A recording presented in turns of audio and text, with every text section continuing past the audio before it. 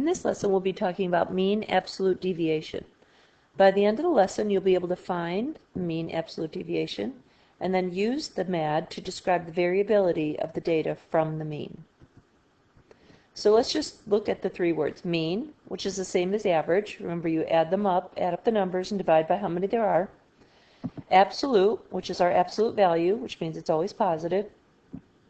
And deviation means how far is it from the average. So mean absolute deviation, describe the variation from the mean. The smaller the MAD, it means that the data is close together. The larger the MAD, it means it's more spread out. So if we have two basketball players here, Terry, and in 8 games, four times he scored 9 points and 4 times he scored 10. Chris, he also has 8 games, and one time he scored 2, and then 5, and then twice he scored 8, and then 11, and 13, 14, 15. So if we look at Terry averages 9.5 baskets. His MAD is 0.5, which means he scores 9.5 plus or minus 5. So sometimes he scores 9, sometimes he scores 10. Chris, on the other hand, averages 9.5 baskets as well, but his MAD is 3.75. So his average is 9.5, but sometimes he only scores 2, and sometimes he scores 15. So who's more consistent? Even though their averages are the same, Terry is more consistent. Measures of central tendency. So we have 3 measures. We have the mean, which means we add up all the numbers and divide by how many there are. Another word for that is average. We have the median.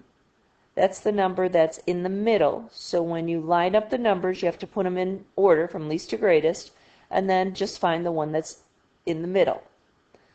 The mode is the most. It kind of sounds like most. So it's the one that's most commonly used. So in this list of numbers, the only number that's used more than once is 36. So that's the most.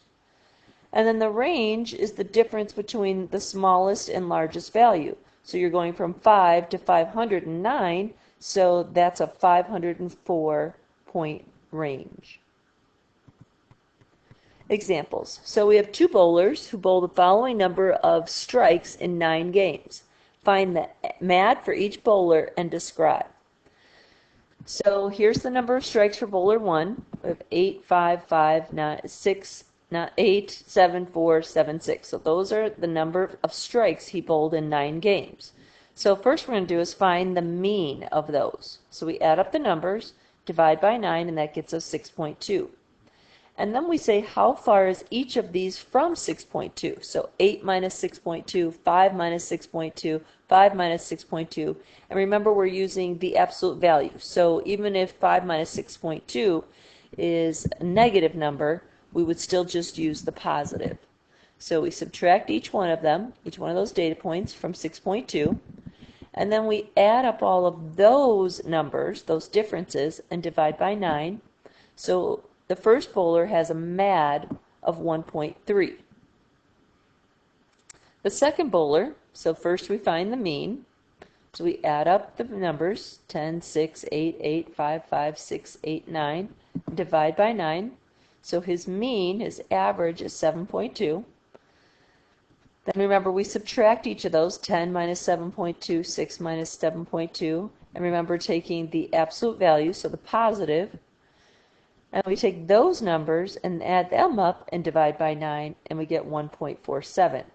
So the second bowler averages more strikes, okay, because he gets 7.2 strikes. But the first bowler is more consistent because their MAD is lower.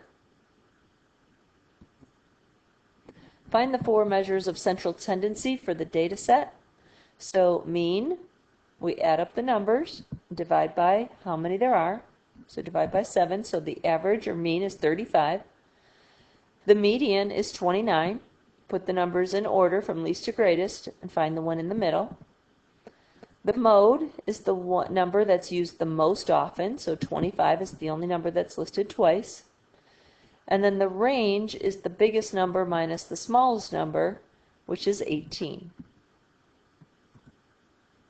Average is another name for mean.